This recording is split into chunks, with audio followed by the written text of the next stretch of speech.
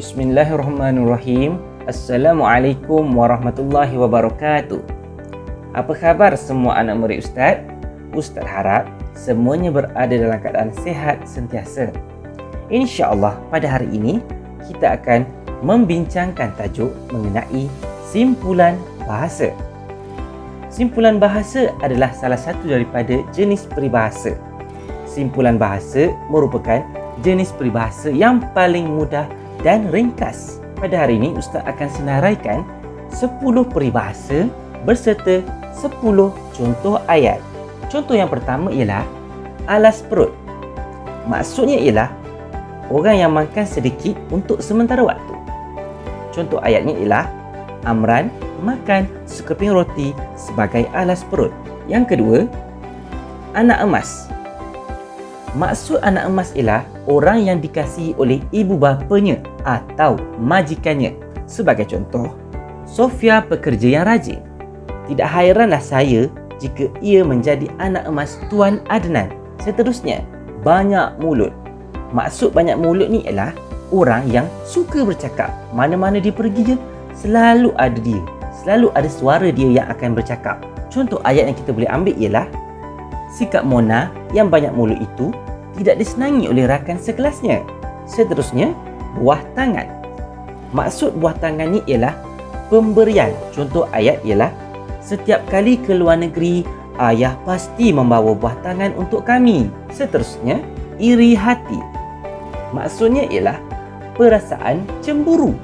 Contoh ayatnya ialah perempuan itu iri hati melihat jirannya membeli perabot baru. Seterusnya, keras kepala. Maksudnya ialah tidak mahu mengalah. Contoh ayatnya ialah lebih baik kamu beralah daripada terus bertengkar dengannya. Dia itu keras kepala. Seterusnya, khabar angin. Maksud khabar angin ni ialah khabar yang belum sah kebenarannya ataupun kita kata belum sahih lagi. Contoh ayat, sejak dia menghilangkan diri dari kampung, berbagai-bagai khabar angin tersebar tentang dirinya. Itu dia contoh khabar angin. Seterusnya, mandi peluh. Maksudnya ialah basah dengan peluh, iaitu basahnya tubuh badan kita ni. Contoh ayat, setiap hari Pak Cik Salim bermandi peluh mengusahakan kebun sayurnya. Seterusnya, ringan tulang. Maksud ringan tulang ni ialah orang yang rajin bekerja.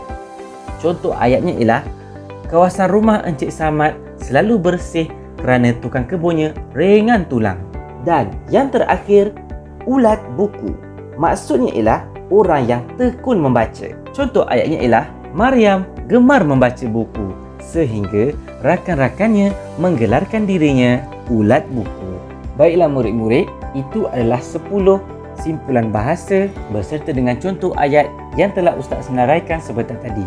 Sebagai tugasan, Ustaz nak semua anak murid Ustaz tulis kembali senarai simpulan bahasa yang telah Ustaz sebutkan sebentar tadi berserta contoh ayat. Tuliskan di dalam buku Bahasa Melayu Pemahaman dan hantarkan kepada Ustaz pada minggu hadapan. Baik, itu sahaja.